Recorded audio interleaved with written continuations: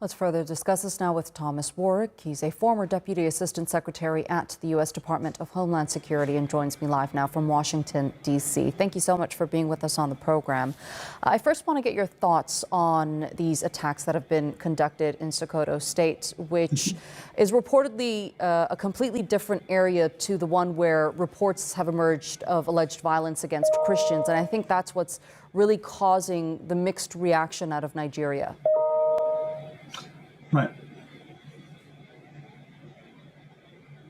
Yes, and that's absolutely correct. Good morning to you and to your viewers. The province in which this attack occurred is mostly Muslim, and it has been the case that terrorists have been striking targets in northwestern Nigeria, which is mostly Muslim. But this is one of those coincidences that works to the advantage of the Nigerian people, because the interest of President Trump in striking Daesh and other terrorist groups in northern Nigeria will allow the Nigerian government capabilities that it does not have on its own. The United States has weapons that can reach anywhere, and it used some of the most powerful weapons in this strike yesterday. The idea being to show that those who harm innocents will be targeted for retaliation. Obviously, the reasons that President Trump gives domestic audiences for why he chose to join with Nigeria to carry out this strike are intended primarily for domestic consumption. But certainly here on this channel, we can acknowledge that these kinds of attacks will benefit the people of northern Nigeria, who may see less of a threat from terrorists who have been trying to intimidate them for years. Right, and there are several armed groups with ideological links to the Daesh terrorist organization that operate in Nigeria. How Yes. big of a security threat are they to not just Christians, but Muslims there as well?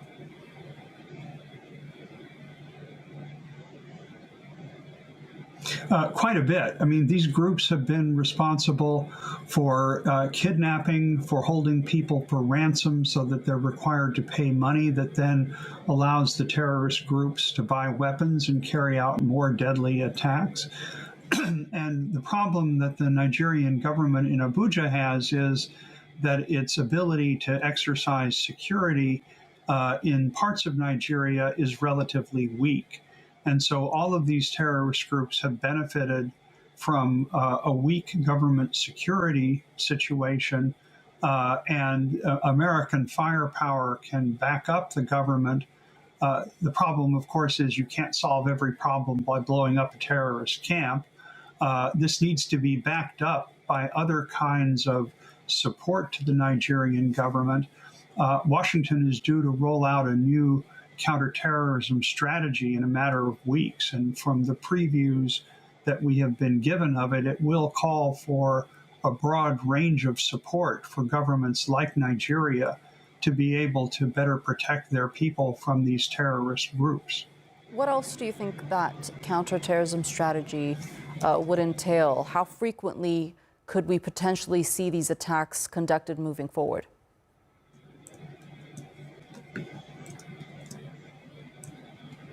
Well, I actually hope that we don't need very many more of these kinds of kinetic attacks. Number one, they only work against concentrations of terrorist fighters in one location.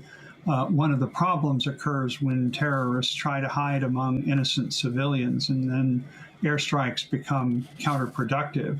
But we also need to see other kinds of assistance going to Nigeria that would allow it to do a better job of providing government services, including security, in the far-flung provinces of both northwest and northeastern Nigeria, which is where these attacks have been concentrated. And then also the Nigerian government, although it had intelligence that provided it with the location of these terrorist camps, what it needs is intelligence in advance of attacks occurring.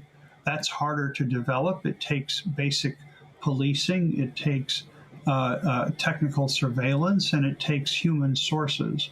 And so there are ways governments like the United States can provide Nigeria and other governments with assistance that make it better able to provide security.